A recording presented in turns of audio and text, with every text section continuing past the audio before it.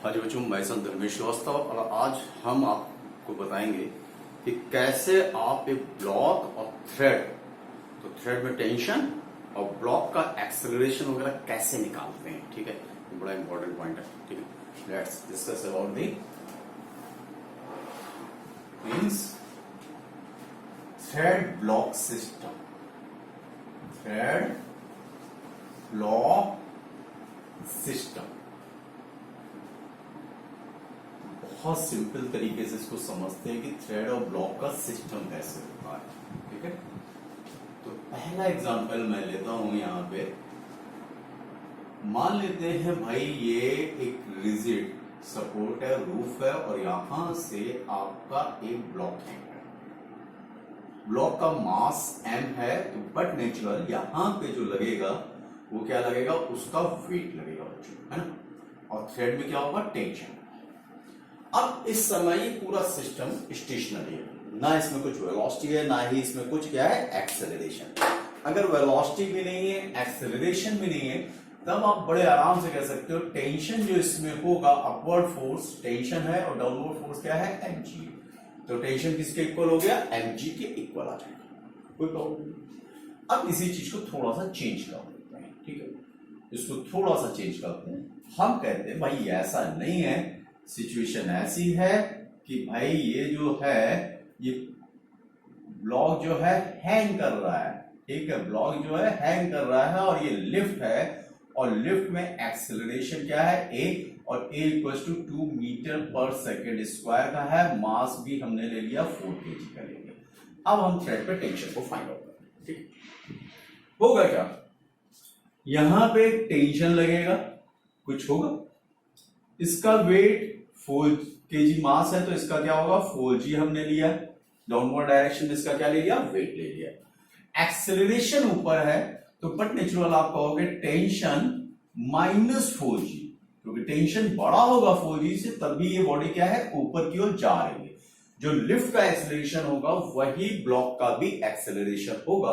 तो आप लिख सकते हो t minus 4g is equal to mass of the block into acceleration of the block, और एक्सेलरेशन ऑफ द ब्लॉक कितना है, 2 है।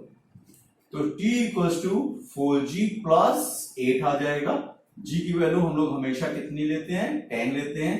तो that is equals to 40 plus 8, this is equals to 48 newton आपका आ जाएगा टेंशन इसमें। क्लियर हो गया। अब दूसरी चीज पे आ जाते हैं।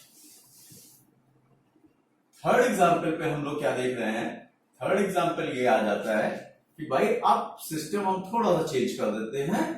हम कह देते हैं भाई ये एक ब्लॉक है, एक ब्लॉक और हैंग कर रहा है, और इसका वेट 2 kg ले लेते हैं, इसका वेट 4 kg ले लेते हैं। अब इन 2 kg और 4 kg ब्लॉक के बीच में एक थ्रेड लगी है, और 4 kg और रूफ के बीच में भी क्या लगी है, एक थ्रेड लगी है। अलग अलग थ्रेड्स हैं, तो ऑब्वियस सी बात है अलग अलग थ्रेड्स हैं, तो टेंशन भी क्या होगा, अलग होगा। और टेंशन क्या होता है, पुलिंग फोर्स होता है। तो अगर मैंने इस ब्लॉक के इस पॉइंट पे टेंशन को T1 लिया है, तो ये T1 हमने कह दिया। यहां पे ये एंड पॉइंट है जो 4 kg का, इस थ्रेड का ये एंड पॉइंट है, ये इसको अपनी तरफ खींचेगा, ये इसको अपनी तरफ खींचेगा। तो यहां पे भी टेंशन कितना ले लिया, T1 ले लिया। यहां पे इसका वेट क्या लग रहा होगा, डाउनवर्ड लग रहा होगा, और that is equal to 2g लग रहा होगा। यहां पे जो इसका वेट लग रहा होगा वो कितना लग रहा होगा, 4g। तो एक वेट यहां पे भी आ गया, दिस इज 4g आ गया। ठीक, ये थ्रेड अलग है, ऑब्वियस सी बात है, यहां टेंशन कितना हो गया, T2 हो गया। ये क्लियर हो गया आपको। अब अगर आप इसको कंसीडरेशन में लेते हो, ठीक है, ये है, और यहां पे कोई भी वेलोसिटी नहीं है, कोई भी एक्सेलरेशन नहीं है, तो आप ये कह सकते हो कि tension T1 is equal to 2g, यानी कि 20 न्यूटन आपका आंसर आ जाएगा, दैट इज 20 न्यूटन। अब इस ब्लॉक को देखिएगा, 4 kg वाले ब्लॉक को। 4 kg वाले ब्लॉक पे टेंशन ऊपर कितना है, T2 है। डाउनवर्ड टेंशन कितना, T1। साथ में क्या लग रहा है, 4g डाउनवर्ड लग रहा है, साथ में 4g डाउनवर्ड लग रहा है। तो आप ये लिखोगे T2 upward force is equal to downward force T1 plus 4g। ठीक, टेंशन T1 की वैल्यू आपको ऑलरेडी पता है, that is equal to 20 newton, और ये कितना हो गया 40 हो गया, तो अब इसमें जो टेंशन आता है that is equal to 60 newton. Clear हो गया। अब इसी चीज को हम थोड़ा सा चेंज कर लेते हैं, ठीक, थोड़ा थोड़ा चेंज करते हैं, ठीक है, देखते हैं वेरिएशंस में क्या क्या हो सकता है। तो ये क्वेश्चन नंबर 4 हो गया आपका। फिर से हमने अब इसको लिफ्ट के अंदर कर दिया है, और लिफ्ट के अंदर करने के बाद हमने क्या किया है, एक ब्लॉक ये वाला 4 kg वाला हैंग कर दिया, फिर ये 2 kg वाला ब्लॉक हैंग कर दिया, ठीक है, 2 kg वाला ब्लॉक हो गया, दिस इज 4 kg वाला ब्लॉक, ठीक है। अब टेंशंस बदल सकते हैं अगर लिफ्ट एक्सेलरेट कर रही है, ठीक है। तो हमने यहाँ पे डाउनवर्ड डायरेक्शन में लिफ्ट का एक्सेलरेशन 2 मीटर पर सेकेंड स्क्वायर कंसीडरेशन में ले लिया, ठीक है।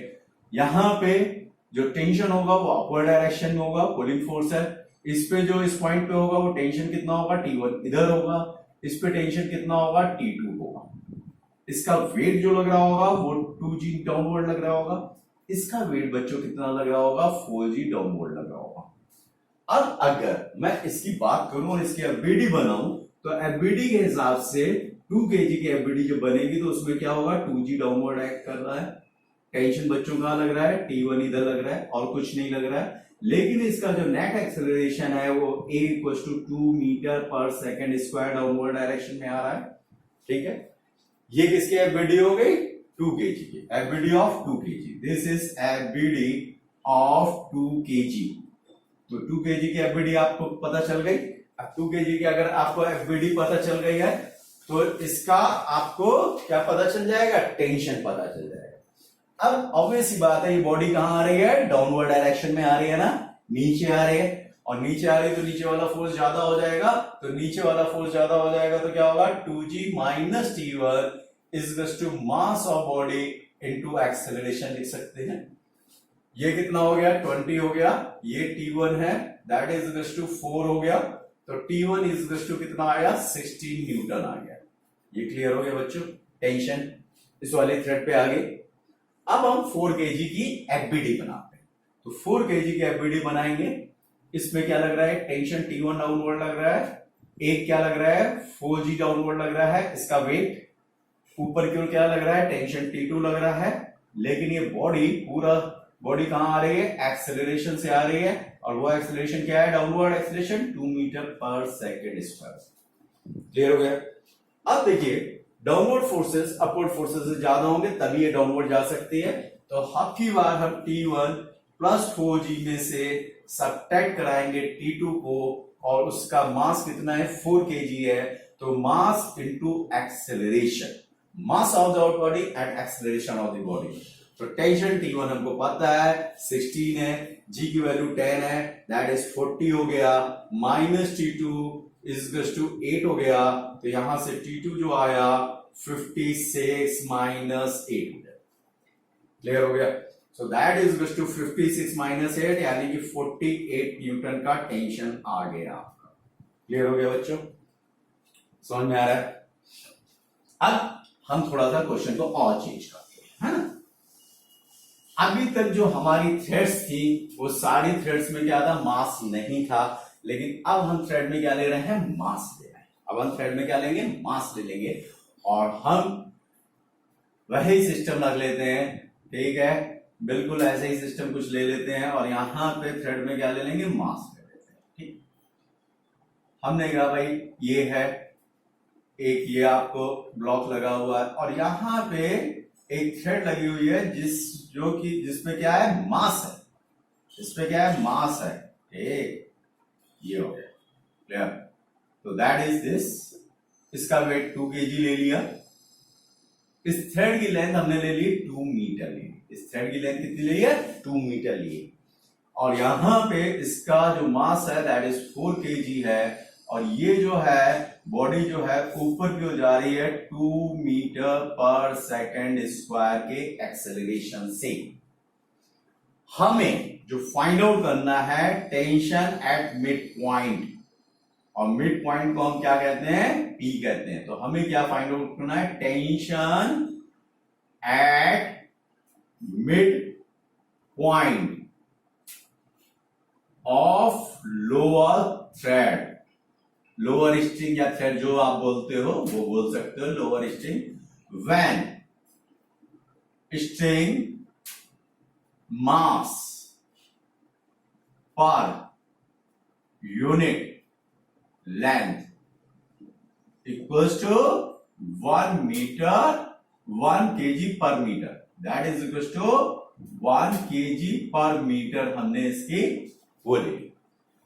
अब देखिएगा सिचुएशन बहुत अलग होगी, है ना, ये सिचुएशन बिल्कुल अलग है। पहले वाली सिचुएशन में क्या थी, मासलेस थ्रेड थी, इसमें क्या हो गई, मास के साथ थ्रेड आ गई, ठीक है।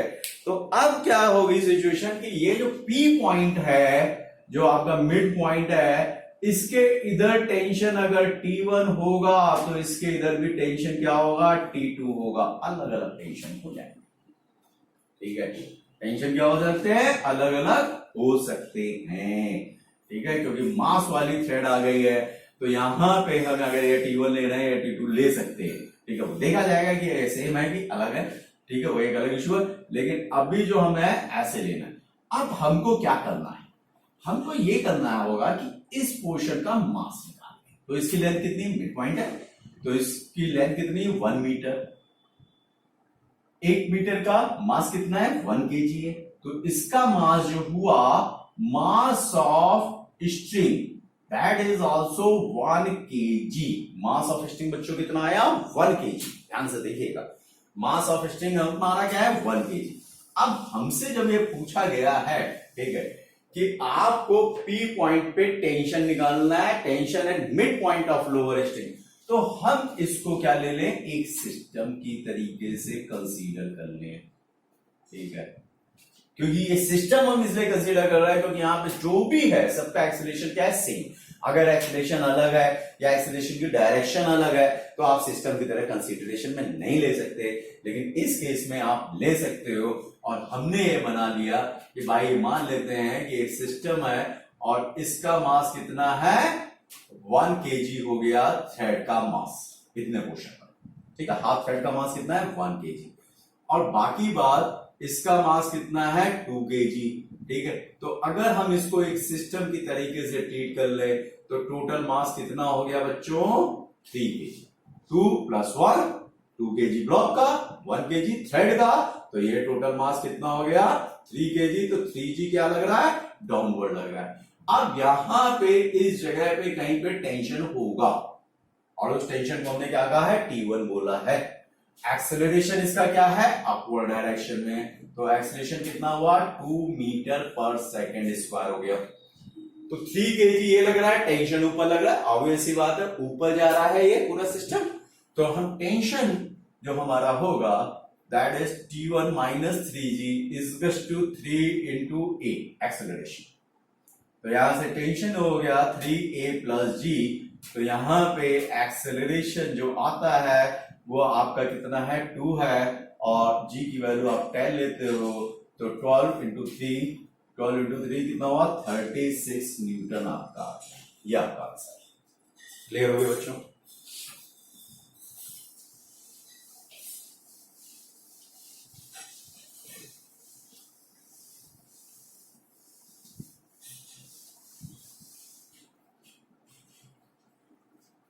अब नेक्स्ट पे क्वेश्चंस पे चले आते हैं, है ना। ये क्वेश्चंस पे आप पे आते हैं, बहुत सिंपल सिंपल से क्वेश्चन है, ठीक है। ये ब्लॉक रख दिया, ठीक है, थ्रेड लगी हुई है और एक ब्लॉक ये, इस ब्लॉक का वेट मैंने 4 kg ले लिया, इसका मैंने 2 kg ले लिया, और यहां पे ये सब स्मूथ सरफेस है, यानी कि फ्रिक्शन नहीं है। अभी हमने फ्रिक्शन को कंसीडरेशन में नहीं लिया, स्मूथ सरफेस, ठीक। हमको टेंशन निकालना है, ठीक है, ये निकालना है। यहां पे फोर्स लगा दिया, और फोर्स इज टू हमने कितना लगा दिया, दैट इज 20 न्यूटन का फोर्स लगा दिया, ठीक। इस वाले 4 kg वाले ब्लॉक पे फोर्स कितना लगाया, 20 न्यूटन। अब बच्चों होगा थ्रेड है, ये आगे जाएगा, बट नेचुरल टेंशन होगा, टेंशन इज पुलिंग फोर्स, तो इधर की ओर क्या ले लेंगे, टेंशन T ले लेंगे, इधर टेंशन क्या ले लेंगे, T ले लेंगे, है ना। इसको वाले ब्लॉक को देखो, इस वाले ब्लॉक को ही तो फोर्स लगाया है ना, और टेंशन कहां है, बैकवर्ड डायरेक्शन में लग रहा है ना।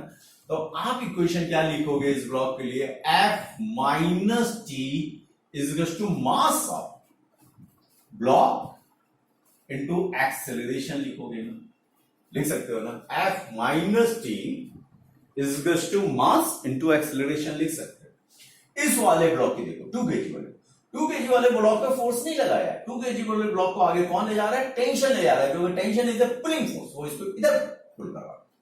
तो यहां पे आप लिखोगे tension is equals to 2a, क्योंकि अगर ये ए एक्सेलरेशन से जाएगा तो थ्रेड का भी एक्सेलरेशन ए होगा, इसका भी एक्सेलरेशन ए होगा।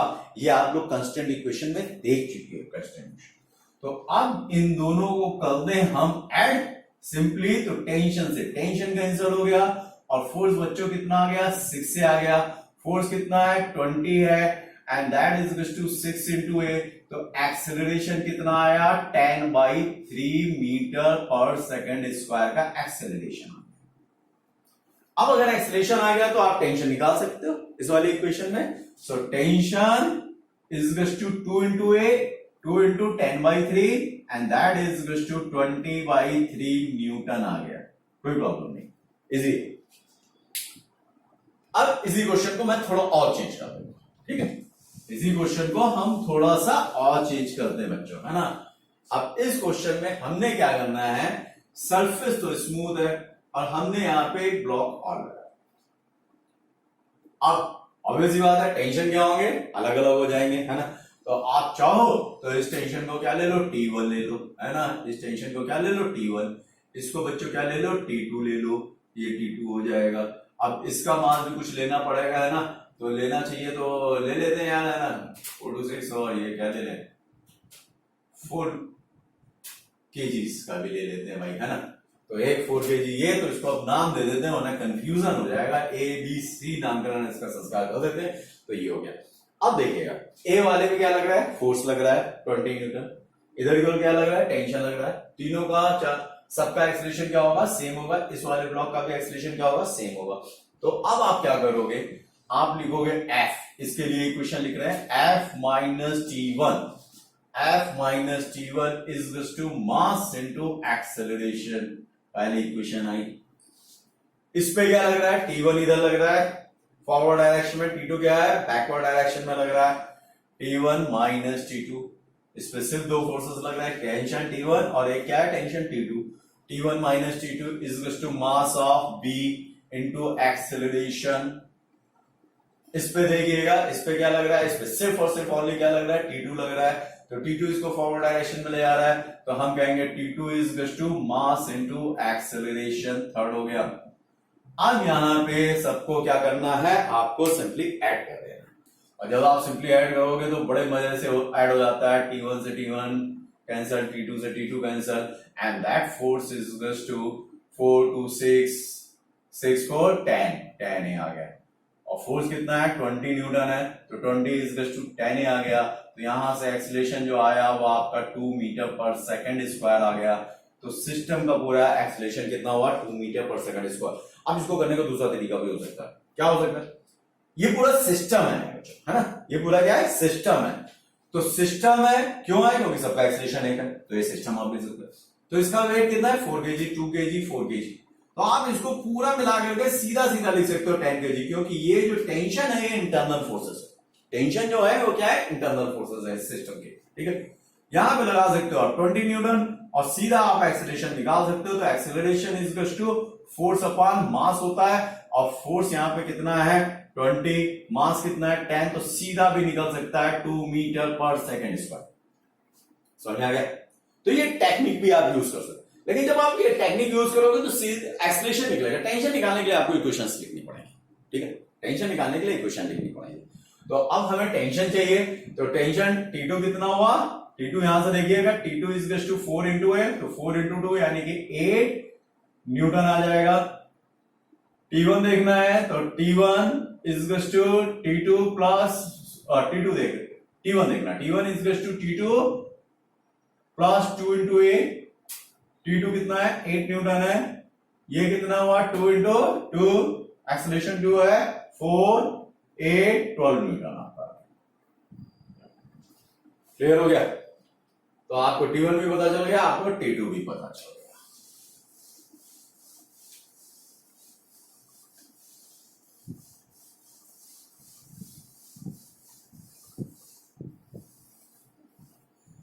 अब नेक्स्ट हम लोग देखते हैं कि भाई इस टाइप का भी क्वेश्चन कभी कभी हमारे सामने आता है। कहते क्या है, ये कॉन्टेक्ट फोर्सेस वाला क्वेश्चन है, लेकिन यहीं पे सॉल्व कर लेते हैं, जरा अच्छा लगेगा आपको। ये एक ब्लॉक है, एक दूसरा ब्लॉक रखा हुआ है, और ये दोनों ब्लॉक क्या है, एक दूसरे के कांटेक्ट में है ना। इस ब्लॉक को मैंने ए कह दिया, इसका बी कह दिया, जो भी है। मास भी हम इसी के हिसाब से ले लेते हैं, that is equal to 4 kg ले लेते हैं। इसको हम लोग 2 kg ले लेते हैं मास, है ना। और यहां पे एक फोर्स लगा देते हैं भाई, है ना, force, and force is equal to 18 newton का फोर्स लगाया हमने, ठीक है, 18 न्यूटन का फोर्स लगाते हैं। इनके 2 kg वाला ब्लॉक 4 kg वाले ब्लॉक को क्या करेगा, पुश करेगा।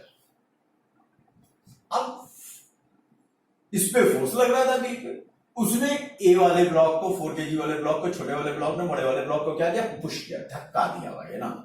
धक्का किधर देगा, आगे देगा ना। तो F1 फोर्स मान लें, ठीक है, F1 फोर्स मान लें, ठीक है। इन दोनों के बीच में जो कांटेक्ट की वजह से फोर्स आ रहा है उसको मैंने F1 कह दिया।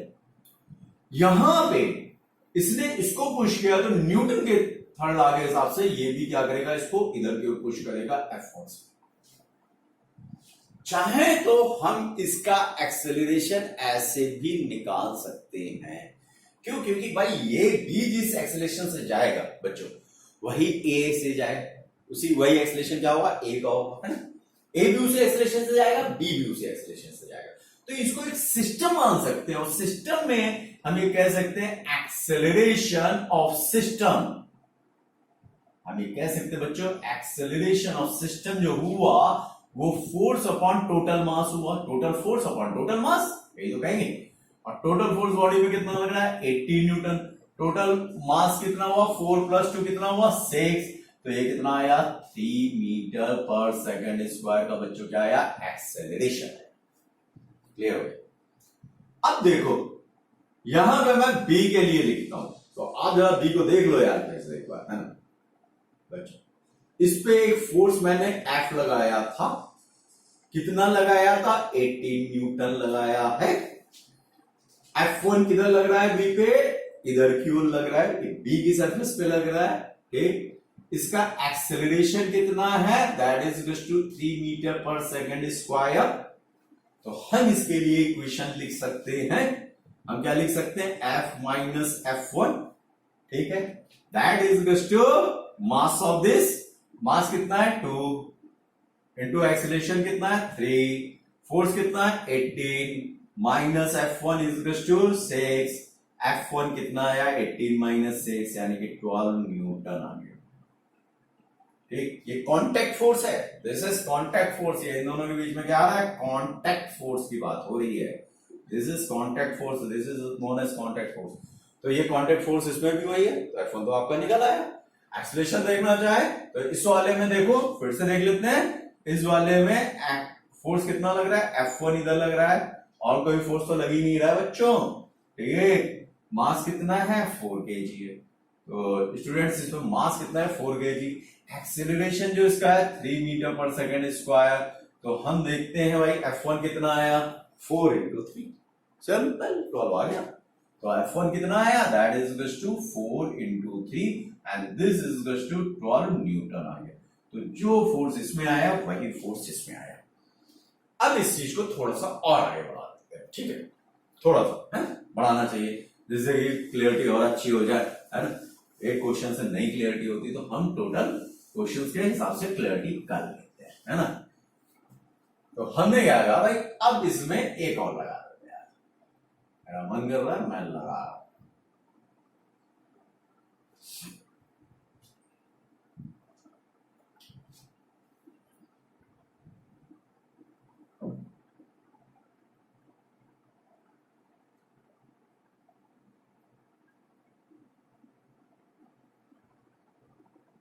ये सी लगा देता हूं और यार 3 kg का ले लेता हूं ना, थोड़ा सा एक्सेलरेशन बराबर ही निकला है, ठीक है, थोड़ा सा सही से एक्सेलरेशन आए, ठीक। अब देखो फोर्स इस पूरा पूरा फिर से एक सिस्टम हो गया, जो इस एक्सेलरेशन से सी चलेगा उसी एक्सेलरेशन से ए चलेगा, उसी एक्सेलरेशन से बी चलेगा। सबका एक्सेलरेशन क्या होगा, सेम होगा। तो हम सबको क्या ले सकते हैं, सिस्टम ले सकते हैं। सिस्टम लेने की कंडीशन आपको समझ में आ गई। तो ये 18 हो गया। मास टोटल कितना हुआ, 2 + 4 + 3, so that is equals to 18 by 6 + 3 9 हो गया। तो that is equals to 2 metre per second square का बच्चों क्या आ गया, एक्सेलरेशन। अब देखते हैं यहां पे सिचुएशन क्या होती है, फोर्सेस की भाई, है ना, फोर्स की सिचुएशन। तो हमने कहा कि ये 18 न्यूटन बी पे लगाया था, तो बी ने ए को क्या किया था, पुश किया था। और पुश किससे किया, फोर्स F1 से, ठीक, कॉन्टैक्ट फोर्स F1 से। ए ने बी को पुश किया होगा F1 से, ऑब्वियस सी बात है। अब ए ने जाकर के सी को टक्कर मारी होगी, ए ने जाकर के सी को टक्कर मारी होगी, तो सी पे भी एक फोर्स लगा। सी पे फोर्स क्या लगा, F2। सी ने पलट के ए को क्या दिया, F2। समझ में आ गया। अब बी की बात करें तो बी पे फोर्सेस जो लग रहे हैं, बी पे इधर से फोर्स लगा रहे हो आप 18 न्यूटन का, इधर से क्या लग रहा है, F1 लग रहा है बच्चों। बी का मास है और इसका अपना एक्सेलरेशन, ये बी। तो अब इक्वेशन में हम क्या लिखेंगे, 18 force minus F1 mass of B to acceleration of system two, यानी कि बी का एक्सेलरेशन भी वही है ए। तो यहां से F1 आया 18 - 4, यानी कि this is equal to 14 newton. Clear हो, दिस इज 14 न्यूटन। अब हम ए की बात करें, चलो बच्चों ए को भी बना लेते हैं। ए पे क्या क्या फोर्सेस लग, ए पे फोर्स क्या लग रहा है, F1 फॉरवर्ड डायरेक्शन में, F2 बैकवर्ड डायरेक्शन में। तो ए पे फोर्स F1 लगा, एक फोर्स बच्चों क्या लगा, F2 लगा। इसका एक्सेलरेशन ए है, मास इसका 4 kg है और ये आगे जा रहा है। तो इसका मतलब है कि F1 की वैल्यू F2 से क्या होगी, ज्यादा होगी। F1 की वैल्यू क्या होगी, F2 से ज्यादा होगी, ठीक है। तो F1 में से F2 को करो सबट्रैक्ट। मास इसी बॉडी का रखना है, एक्सेलरेशन इसी बॉडी का रखना है। F1 की वैल्यू आपको पता है 14 है, F2 पता नहीं है, वही तो निकालना है और ये 8 होगा। तो F2 जो यहां से आया वो कितना आया, 6 न्यूटन का आया। अब देखते हैं भाई कि यार क्या ये F2 6 न्यूटन का है कि नहीं है। तो F2 ही तो इस पे लग रहा है ना, इस पे क्या लग रहा है, सिर्फ और सिर्फ सी पे क्या लगा, F2 ही फोर्स लग रहा है, जिसकी वजह से उसका एक्सेलरेशन आ रहा है। तो हम देखते हैं F2 is equal to mass into acceleration होना चाहिए, सी का मास सी का एक्सेलरेशन। तो सी का मास कितना है 3, एक्सेलरेशन कितना है 2, तो आ गया ना 6 न्यूटन यहां से भी, यानी कि वेरीफाई हो गया कि आपने बिल्कुल सही किया है, कोई प्रॉब्लम नहीं है इसमें, ठीक। तो यहां तक तो कोई दिक्कत नहीं है। अब देखते हैं भाई दिक्कतें कहां आती है ना, कभी कभी दिक्कतें कहीं और।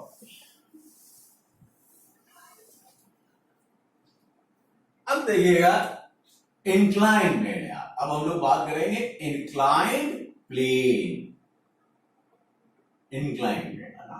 अब इंक्लाइंड प्लेन का केस भी ले लेते हैं। जब हम इंक्लाइंड प्लेन की बात करते हैं तो कुछ ऊंचा सा उठा हुआ एक प्लेन होगा बच्चों, है ना, इस टाइप का, that is known as inclined plane. Horizontal के साथ कुछ एंगल बनाता है, और हमने यहां पे एंगल क्या ले लिया, थीटा ले लिया बच्चों। यहां पे हमने एक रख दिया ब्लॉक, ठीक, दिख रहा है। और इस ब्लॉक का मास m है, तो इसका वेट कहां लग रहा होगा, that is acting vertically downward. तो इसका जो वेट होगा mg वो कहां लगेगा बच्चों, इधर ही लगेगा, डाउनवर्ड। वो तो हमेशा वेट जो होता है हमेशा वर्टिकली डाउनवर्ड ही लगता है, ये अपने ऊपर। अब मैं क्या कर रहा हूं, इसके परपेंडिकुलर, ये जो प्लेन बना हुआ है इसके परपेंडिकुलर एक लाइन खींच रहा हूं, ठीक है। ये एंगल थीटा है, ये बच्चों 90 डिग्री है, तो ये वाला एंगल कितना हो जाएगा, 90 माइनस थीटा हो जाएगा। ये बात सबको समझ में आ गई। थीटा 90 माइनस थीटा टोटल मिला के 180। अच्छा ये जो एंगल बन रहा है, देखो इसको ध्यान से देखना, ये टोटल कितना एंगल है 90, ठीक, और उसमें से इतना एंगल 90 माइनस थीटा को सब्ट्रैक्ट करो, तो 90 माइनस थीटा करोगे तो बच्चों कितना आएगा, थीटा ही तो बचेगा, 90 से 90 चला जाएगा, ठीक, तो ये थीटा है। तो यानी कि ये वाला जो एंगल आया थीटा हो गया, समझने की कोशिश करिए। अब जब ये एंगल थीटा आ गया तो इस वेट के हम दो कंपोनेंट ले सकते हैं, लेने को तो मजा ले सकते हैं, पर वर्टिकल कंपोनेंट हम क्या लें, दो कंपोनेंट जो कि एक तो प्लेन के परपेंडिकुलर लेना चाहिए, तो वो कंपोनेंट हमारा कितना हुआ mg cos थीटा, जिधर एंगल उधर की cos थीटा, और जिधर एंगल नहीं है दूसरी तरफ along inclined plane, ठीक, तो उस तरफ क्या लेंगे mg sin थीटा, और इनके बीच में mg cos थीटा और mg sin थीटा के बीच में ही mg होगा। अब देखो ये जो ब्लॉक है ये इंक्लाइन प्लेन को कैसे दबा रहा है, ऐसे दबा रहा है, ऐसे नहीं दबा रहा है, वो कैसे दबा रहा है, ऐसे, ठीक। अब जब वो ऐसे दबा रहा है तो इसका जो नॉर्मल फोर्स होगा जो इंक्लाइन प्लेन इसको देगा वो नॉर्मल क्या होगा, अपवर्ड डायरेक्शन, वो नॉर्मल क्या होगा, अपवर्ड डायरेक्शन। अब नॉर्मल, अब ये ऊपर नीचे अगर नहीं जा रहा, ऊपर नीचे नहीं जा रहा है, ऐसे नहीं मोशन हो रहा है ब्लॉक का, तो हम कह सकते हैं कि नॉर्मल जो है इस केस में that is equal to mg cos theta है। तो नॉर्मल mg cos थीटा को क्या कर रहा है, बैलेंस कर रहा है। लेकिन मजे की बात है mg sin थीटा को कोई बैलेंस नहीं कर रहा, क्योंकि ये सरफेस क्या हमने ली है, स्मूथ, अभी हमने कोई फ्रिक्शन की बात नहीं करी है, ये सरफेस क्या है, स्मूथ। तो नेट डाउनवर्ड फोर्स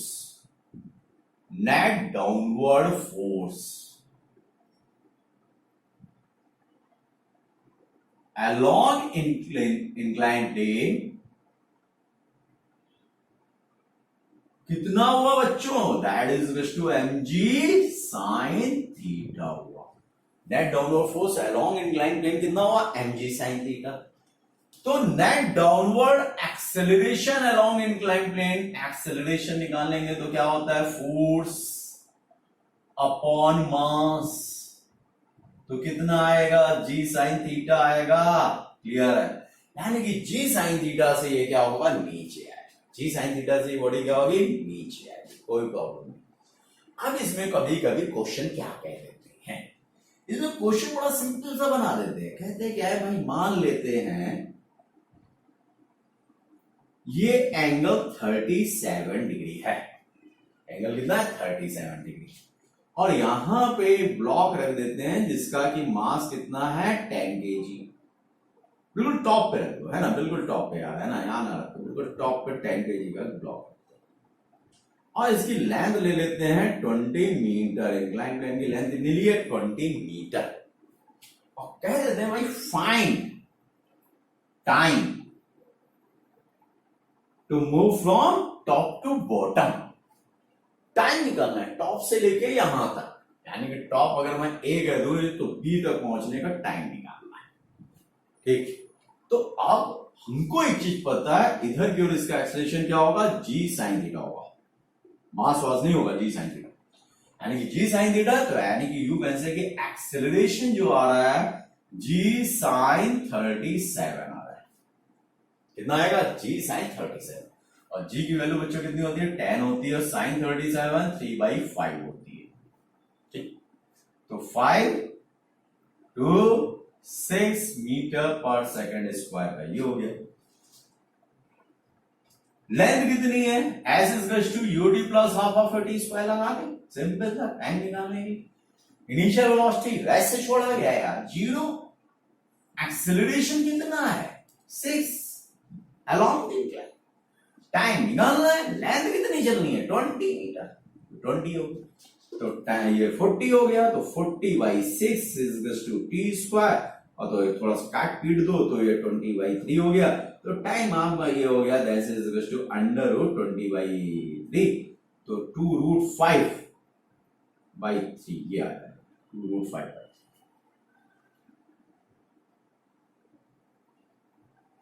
ठीक। तो रूट इतने सेकंड्स में ये क्या होगा, बी पॉइंट पे पहुंच चुका होगा। क्लियर हो गया? ये एक सिंपल सा क्वेश्चन। अब इंक्लाइन ट्यूब को दूसरा क्वेश्चन देख लेते हैं। जब पुली उली लग जाती है तब भी क्वेश्चन आएंगे, है ना, उसको भी समझ लेते हैं वो कैसे करे जाएंगे। तो आप देखते हैं कुछ क्वेश्चन ऐसे आ जाएंगे भाई सिंपल से। यहां पे एक ब्लॉक रख देते हैं, ये इसके ऊपर से आ रहा है, यहां पे ब्लॉक हैंग कर रहा है, ठीक, ये एंगल थीटा ले लेते हैं, इसका मास m1 ले लेते हैं, इसका मास m2 ले लेते हैं।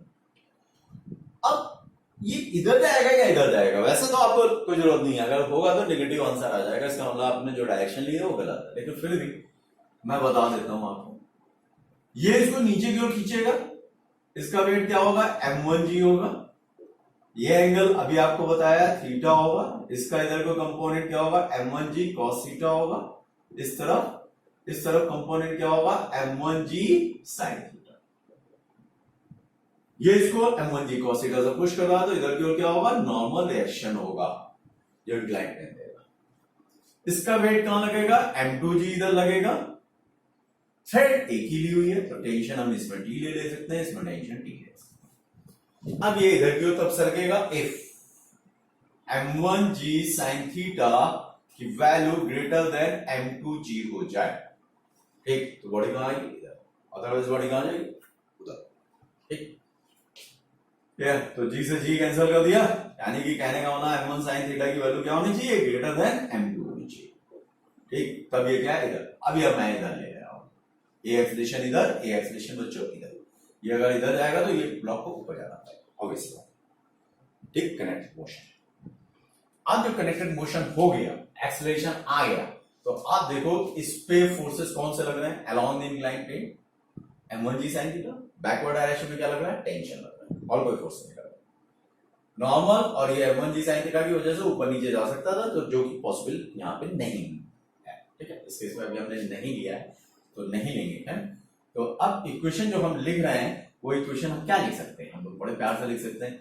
अगर ये इधर आ रहा है तो m1g sin थीटा बड़ा होना चाहिए, तो हम लिखेंगे m1g sin theta minus g, ठीक, m1g sin theta minus g is to m1a लिख सकते हैं। क्लियर, सबको क्लियर हो गया ना? इधर क्या है, टेंशन बड़ा होगा भाई, tension minus m2g, tension minus m2g is to m2a बच्चों। क्लियर, ये भी क्लियर। अब कुछ नहीं करना है यार, ऐड कर दिया करो, सिंपल। तो m1 sin थीटा आप सॉल्व कर लेना, है ना, m2 और g कॉमन ले लेना, और इधर से m1a और m2a को ऐड करेंगे तो बच्चों कितना आएगा, m1 प्लस m2a आ जाएगा। तो यहां से एक्सेलरेशन आ जाएगा, that is equal to m1 sin theta minus m2 g over m1 plus m2। Clear हुआ? ये बहुत जरूरी है। अब एक्सेलरेशन आ जाए, उसकी वैल्यू चाहे इक्वेशन फर्स्ट में प्लेस करना, चाहे इक्वेशन सेकंड में प्लेस करना, आपका क्या आ जाएगा, टेंशन आ जाएगा। ये तो एक सिंपल सा क्वेश्चन।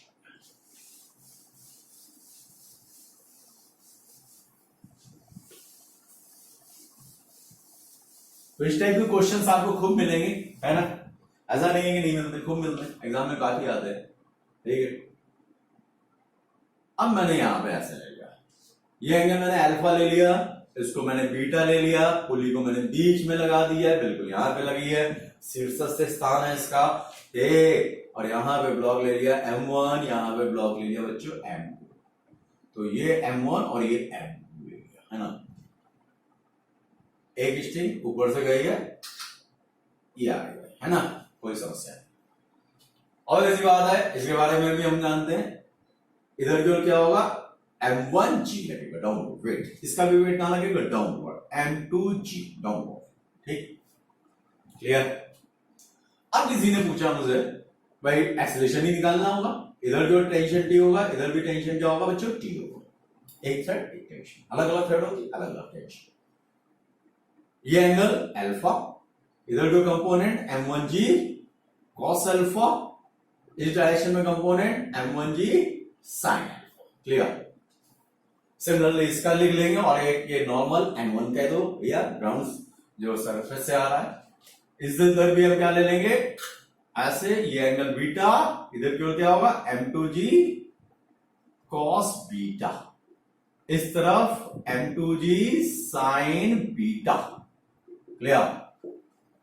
इधर नॉर्मल n2, उधर n1 बोला, इधर मैंने n2 बोला। अब मैं मान लेता हूं, मुझे नहीं पता कि ये इधर जाएगा, किसका मास ज्यादा है, किसका एंगल, वो सब नहीं चेक नहीं होता है ना। हमने कह दिया ये जा रहा है इधर, तो भैया इसको जाना पड़ेगा इधर।